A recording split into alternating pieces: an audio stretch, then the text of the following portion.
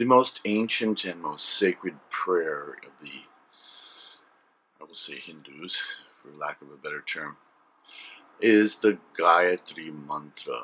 And the Gayatri mantra occurs in the Rig Veda, which is the oldest of the four Vedas, and it was imparted to youngsters when they made the transition from carefree childhood to the life of students.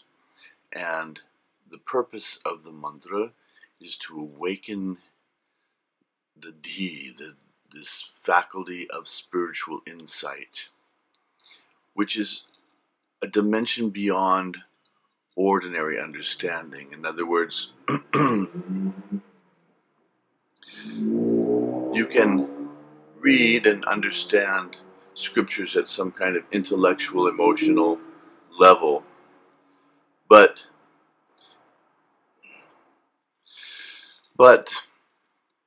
when we talk about this faculty of spiritual insight, we're talking about a more penetrating understanding that comes with spiritual awakening. And so that is the purpose of this mantra, to awaken this inner faculty of deep insight. Now, the mantra, what does it mean? You have Om Bhur Bhuva Swah, this kind of introductory phrase. Om being the formless substratum of existence that is pure consciousness, the first manifestation of the unmanifested, if you will, the word that is God, the word that through various transformations and evolutions becomes all that we know and see.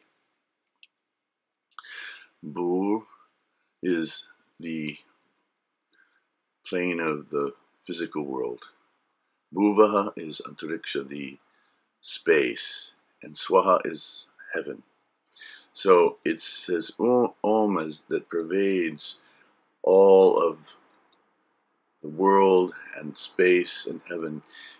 It suggests an expansion of consciousness right at the beginning of the mantra, that you're focusing on that divine essence that is here manifested as the world, and then all of the universe, and up to the highest plane of existence, the divine mind, if you will.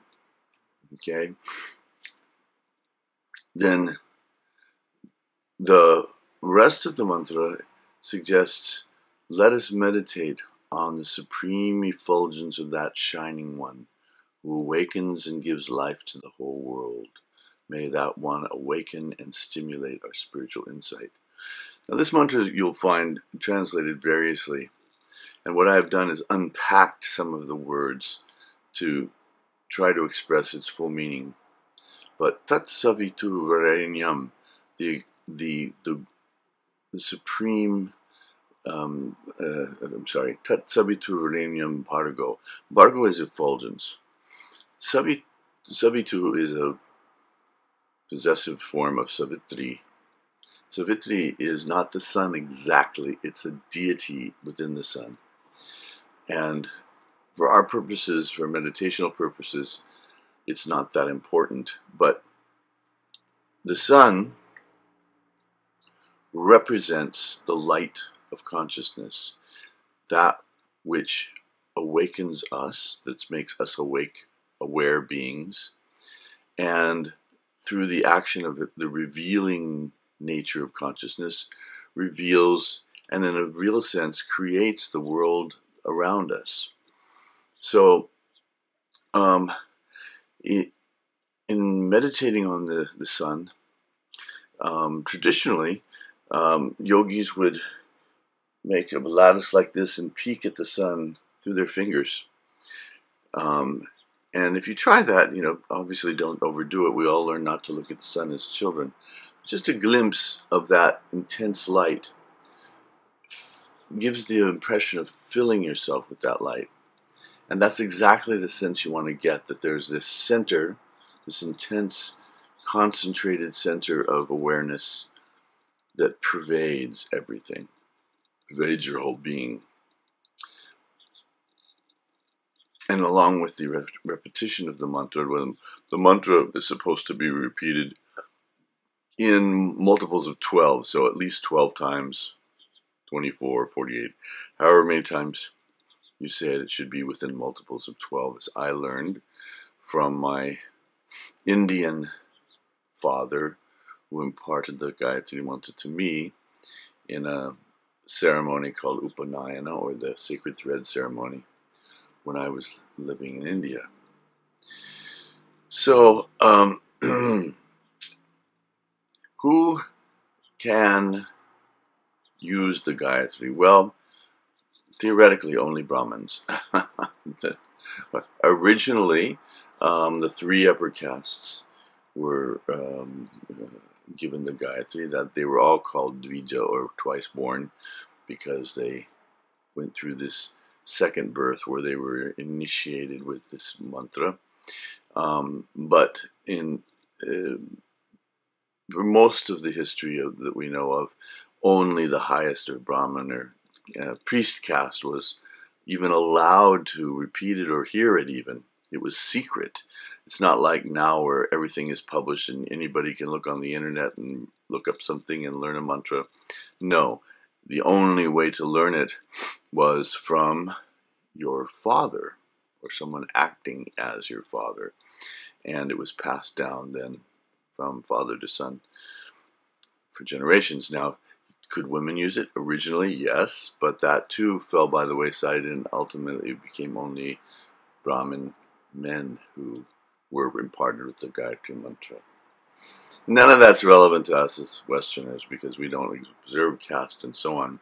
And I've found that the use of the Gayatri is very helpful in awakening spiritual insight, exactly what it's meant for. And so I have advocated everyone using it who is attracted to it. And so I'm going to chant it now.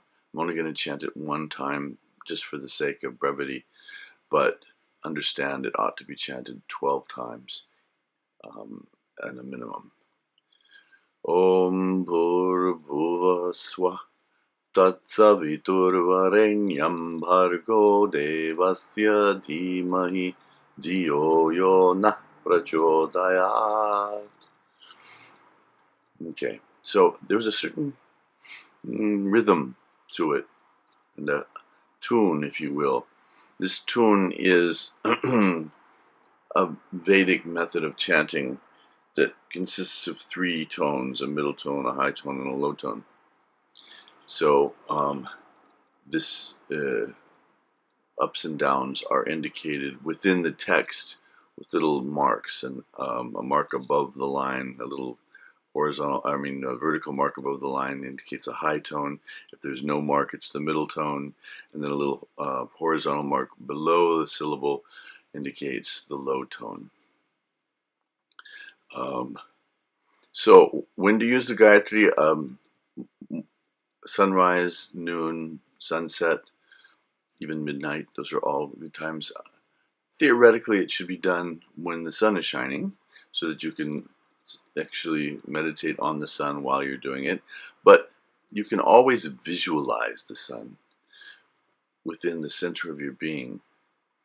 And that is most beneficial. You see, the priests used to, first thing in the morning, they would light a sacred fire. And the sacred fire was symbolically connected with the sun. And that was symbolically connected to the light of consciousness within the heart. So the 3 of them were the 3 lights, as it were, that illuminate the world: the sacred fire, the sun, and the light of in the heart. In fact, in a mantra just next to the Gayatri in the Rig Veda, The sun is referred to as the eye in the sky. Again, the suggestion, the eye, is of seeing, of knowingness. And it's that knowingness that we are supposed to be meditating on, not the physical sun per se, but as a symbol of that light of knowingness within us.